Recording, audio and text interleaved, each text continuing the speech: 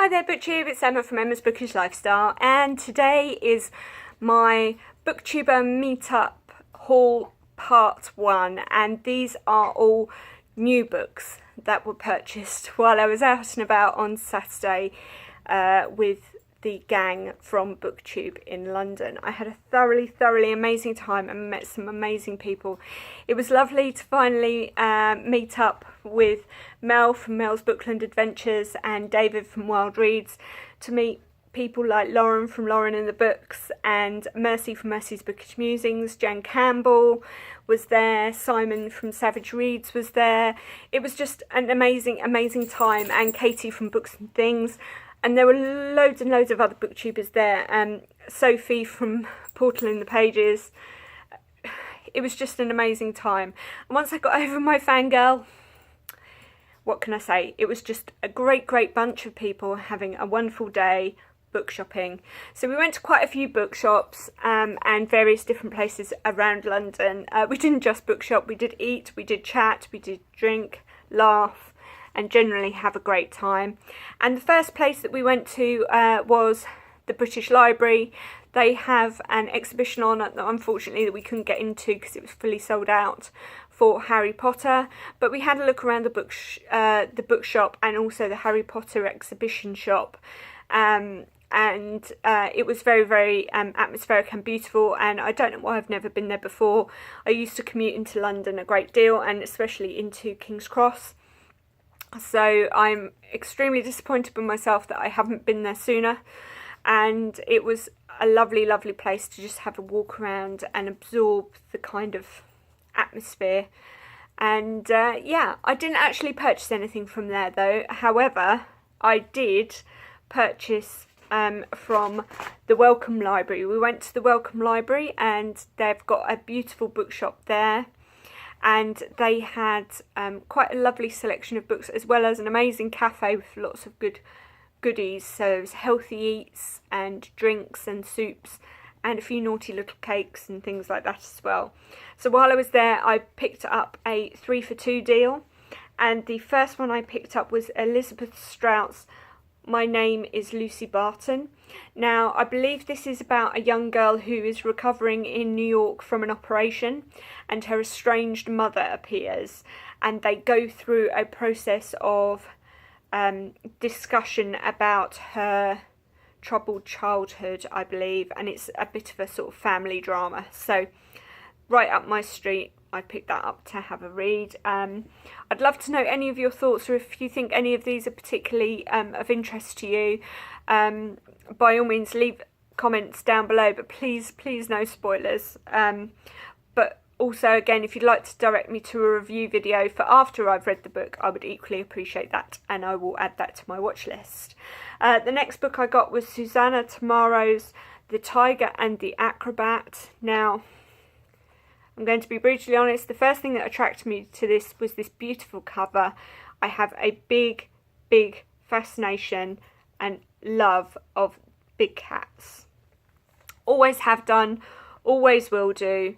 But what I loved about this book as well is not only is it beautifully illustrated in places, it's written from the viewpoint of the tiger, and I am going to read the synopsis for this one. I'm going to try not to as much as possible, but where I can't remember, I will read the synopsis. So it says here, little tiger is not like other tigers, not content to spend her days alone, roaming the snow forests of Siberia hunting prey. She prefers instead to ponder the ways of the world. One day, eager to discover her own place within it, she sets out on a remarkable journey to discover the secret of life and to meet the creatures she has heard most about, humans. So that sounds really great to me, and a bit sort of magical as well, so who knows, we'll see. One that I don't think needs much more describing on Booktube, but has definitely been on my radar for a long time, was The Vegetarian by Han Kang. Now, I believe he's got a new... So I say Han Kang as a he, but I think it's a lady actually, so I do apologise. But I believe there is a new book out called, or coming out shortly, called The White. So I'd really like to read this, and also Human Acts, ideally before I get to the next book. So we also went to Waterstones on Tottenham Court Road. These books I'm showing you are not in any given order, as in the order we walked. It's just these are the bookshops that we visited.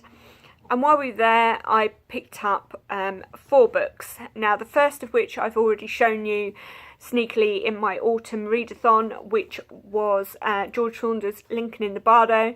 I bought the Waterstones cover. They did have both covers there, though, in all fairness. You didn't have to go for the Waterstones cover, but I did love that cover.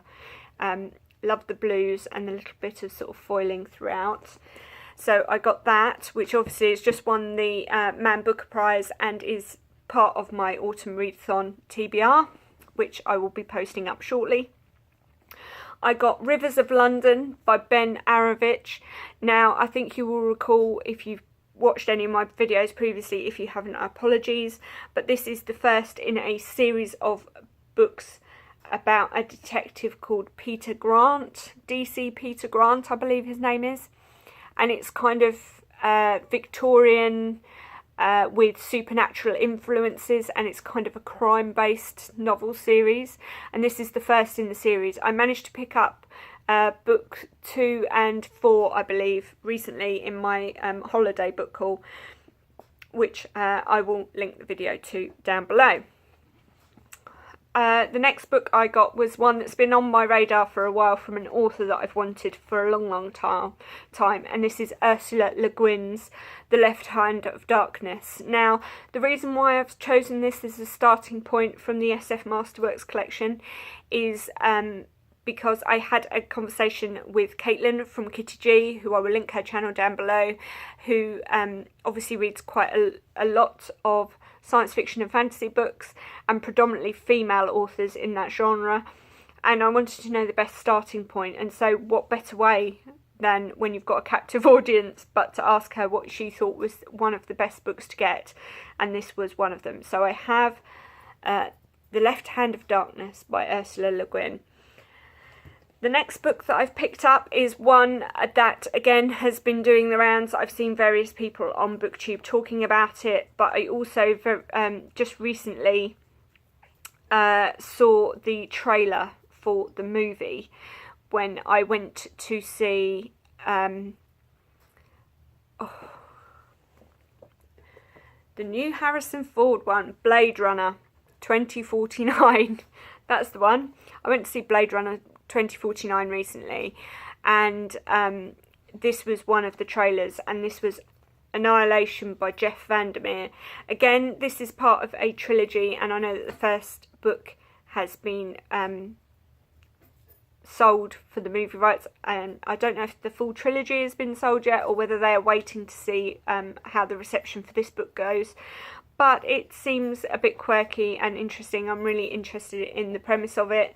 It's based around Area X, which I believe is like a test area, and they've sent people into this sort of almost Eden-esque wilderness to see if people can survive there, and it appears that there's some kind of environmental issue at hand. And so what's happened is several scientific groups have gone into there, and I believe one was a mass genocide. They didn't come back at all. Sorry, not genocide, mass suicide, and another one came back and they all had cancer.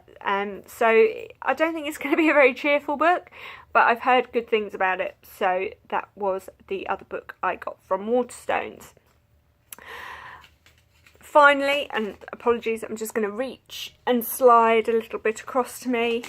We went to Daunt Books, and wow, this bookshop is on Marylebone High Street in London, and I cannot believe I'm absolutely disgusted with myself that I've never been book shopping in London before, and two, absolutely amazed by the layout of this shop. It was phenomenal. It was beautiful. It was somewhere I really should have taken some video or photographic footage of, and I'm hoping Lauren from Lauren at the Books, or Lauren and the Books or one of the others has vlogged some for you, because it just was absolutely amazing in there. And basically each of the shelves, or a number of the shelves, are sorted by country. So they're all done by country and by various authors. And it was just absolutely jaw-dropping, and it really does draw you in and attract you to some different books and some different authors.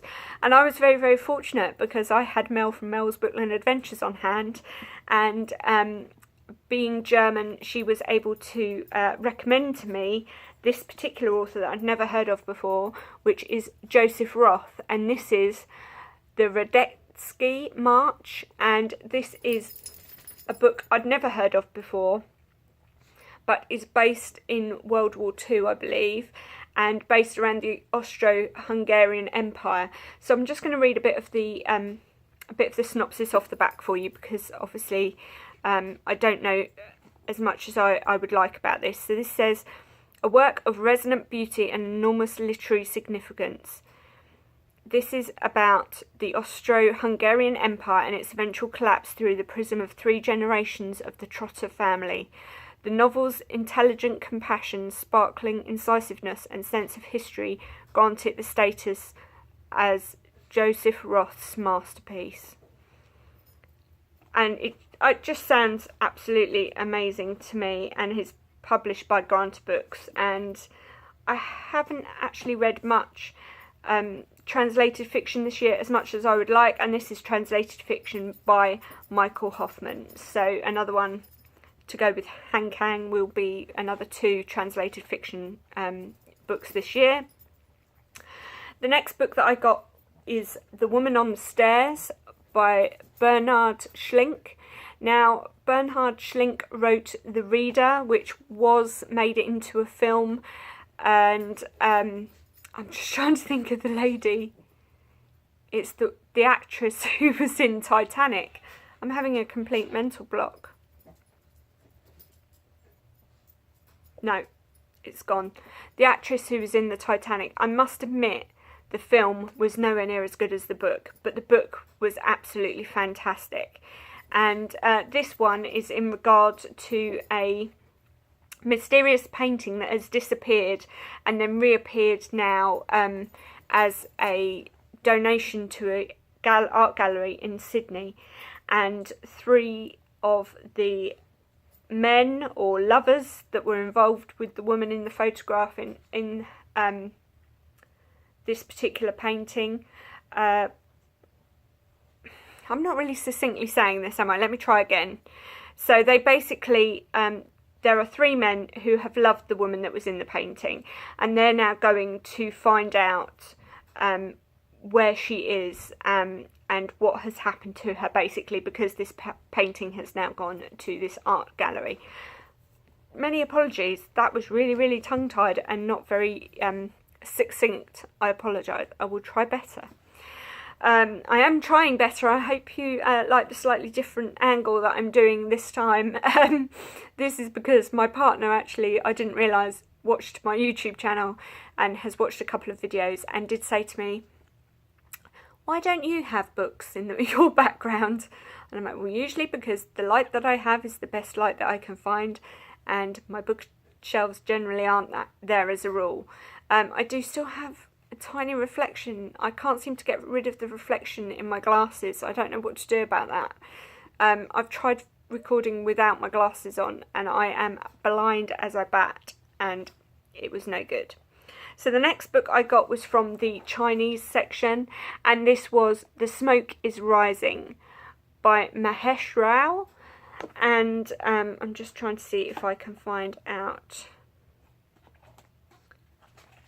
if that was translated or if they wrote it in English. No, I don't think it was translated, but I'll read it out to you. The future is here. And apologies again. It wasn't the China section, it was the India section. The future is here. India has just sent its first spacecraft to the moon, and the placid city of Mysore is gearing up for its own global recognition with the construction of Heritage Land, Asia's largest theme park. From behind the formidable gates of Malakashmi Gardens to the shanty houses on the edge of town, the people of Mysore are abuzz as they watch their city prepare for complete transformation. Sushila, an elderly widow, is forced into a secretive new life. Uma, trying to escape her painful past, learns the lasting power of local gossip, and Mala must finally confront the reality of her husband's troubling behaviour. So that was in the Indian shelves. The smoke is rising. And what a beautiful, beautiful cover. Love that cover. I have to say, publishers of the world, your covers are getting more and more beautiful. I don't remember them being quite as beautiful when I was first reading years ago. So this one came from the Spain section, and this is a family drama called A Broken Mirror by Merce Rodorida. Yeah, and again, I don't know that this was necessarily translated. Let me see if I can find. Yes, it was. It was translated by Joseph Miquel Sobrer. So I do like to try and include the translators if I can. And again, as I say, brilliant for me because it's more translated fiction. And this is actually from Catalan. So this is around the 1870s in Barcelona, that's right. And it's a lady who is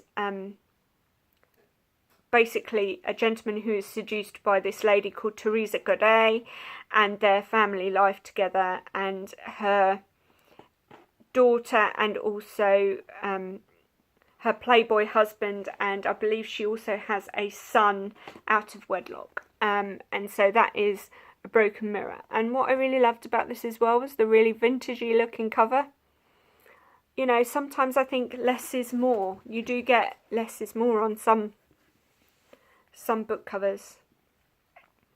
So on to Scandinavia, and this is one that's been again all over Booktube, but I haven't had the chance to get to, and has been on my TBR for forever, and that is Burial Rites by Hannah Kent. Really looking forward to this. As I say, been over Booktube quite a bit, so I don't want to keep blurbing on about it, but that is the one I got for Scandinavia. And the last one I got, I'm having an ongoing, I wouldn't even call it a love affair, but an ongoing interest in Russia as a country. I think it's becoming more and more prominent in our political atmosphere, in our political world, obviously, with everything going on. Not necessarily in a good way, but I don't think it is an excuse to be naive about the history and the people of that country. And obviously, as we know from many other countries around the world, it can be a tale of two sides, and very much sort of the normal society and the political side of things and the well-to-do side of things. And this is about a history of the gulags in Russia. Now, obviously, I don't know how many of you know that much about Russian history, so if I'm teaching you to suck eggs, I do apologise, but it's an area I've always wanted to know a lot more about. Basically, the gulags were used as a form of Russian imprisonment. They were the largest network of basically concentration camps or work camps, and murdered millions and millions of people. Some lived and survived, and some didn't, and some just witnessed horrible things while they were there. There were a lot of political prisoners and things as well that were put in there. So basically, if you didn't have the right face or didn't fit in, the gulag was where you went in Russia. And Siberia obviously is the most well-known area for having gulags. So that's all the books that I've bought that are new. I do have a second book haul, but I'm going to break it down to another video just for ease, and also it won't be quite so long to go through. That will be just the books that I've got that are second-hand ARC copies from a wonderful wonderful little shop in London again. So I hope you're all well, and I hope you're reading and having a great time and enjoying this autumnal weather, which is mild but still nice and cosy of an evening to curl up on the sofa with a good book. And I look forward to speaking to you soon. Take care for now.